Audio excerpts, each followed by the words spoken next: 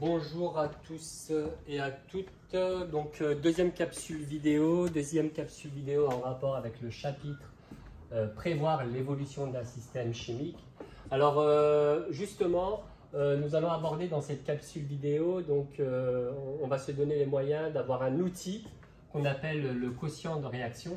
Donc on va définir une grandeur qu'on appelle le quotient associé à une réaction, noté QR, qui va justement nous permettre, qui va être une grandeur, nous allons le voir dans d'autres capsules vidéo, qui va nous permettre de prévoir l'évolution d'un système chimique. Alors prévoir l'évolution d'un système chimique, ça voudra dire est-ce que la transformation chimique se fait dans le sens 1? Est-ce que la transformation chimique va plutôt se faire plus dans le sens 2? Ou est-ce que le système chimique ne va pas évoluer? Alors l'outil en question, le quotient de réaction, est une grandeur définie par une fraction. Donc on peut dessiner un grand trait de fraction. Au numérateur de la fraction, il faut mettre les concentrations molaires, des produits. Donc nous allons placer ici les concentrations molaires des produits. Donc ici on a I2, et puis on a aussi Fe2+.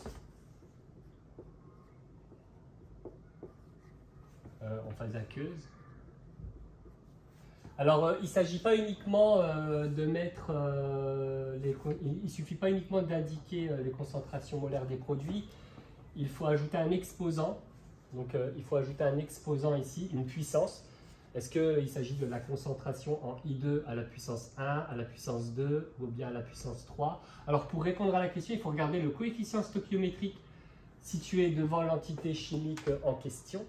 Donc là, on voit que devant I2, le diode, le coefficient stoichiométrique vaut 1. Donc ici, on met 1. Donc on ne peut ne rien mettre. Pour les ions Fe2+, si on regarde pour les ions Fe2+, on remarque que le coefficient stoichiométrique situé devant l'espèce chimique Fe2+, c'est un 2. Donc la concentration molaire en ion Fe2+, il faut ajouter un exposant 2.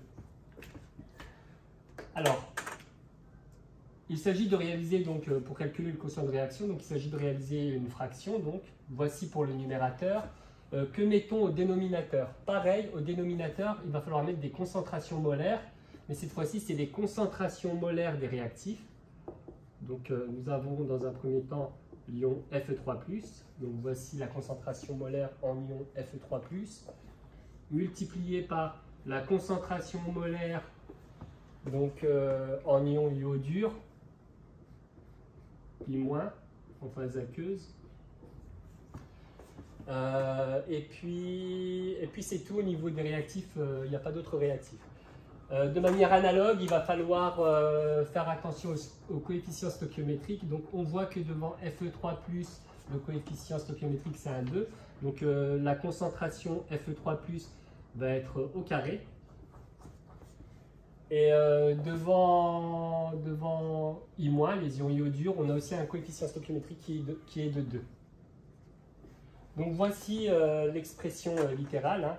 Voici l'expression littérale du quotient de réaction associé à cette transformation chimique.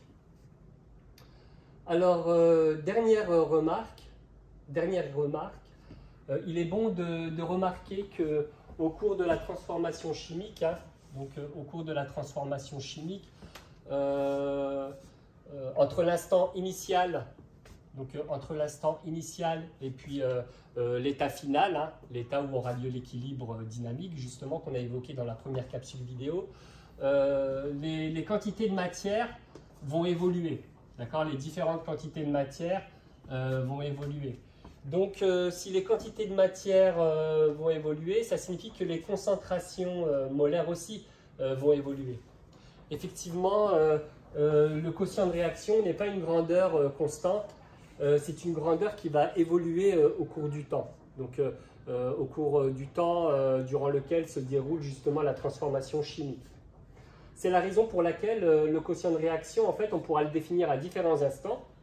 On pourra le définir par exemple à l'instant initial, d'accord? quotient de réaction à l'instant initial. Dans ces cas-là, il faudra prendre la concentration, il faudra prendre les différentes concentrations intervenant dans l'expression, il faudra prendre leur valeur à l'instant initial. Donc je précise ici l'indice I. D'accord. Donc si on nous demande de calculer un quotient de réaction, à l'instant initial, il suffit juste de prendre les concentrations molaires des entités concernées à l'instant initial. Il se peut aussi qu'on nous demande d'exprimer ou de calculer un quotient de réaction à l'état final, hein, donc à l'équilibre en fait. Hein. Donc l'état final d'une transformation non totale correspondant à un état d'équilibre. Donc on pourra nous demander de calculer un quotient de réaction à l'état final, à l'équilibre, et donc il faudra exprimer et calculer les différentes concentrations molaires, leur valeur, quelle est leur valeur justement à l'état final, hein, donc à l'état d'équilibre. Je termine ainsi donc cette capsule vidéo qui consistait à présenter justement le quotient de réaction. Je vous remercie de m'avoir suivi et je vous retrouve pour la capsule vidéo suivante. Merci bien. Au revoir.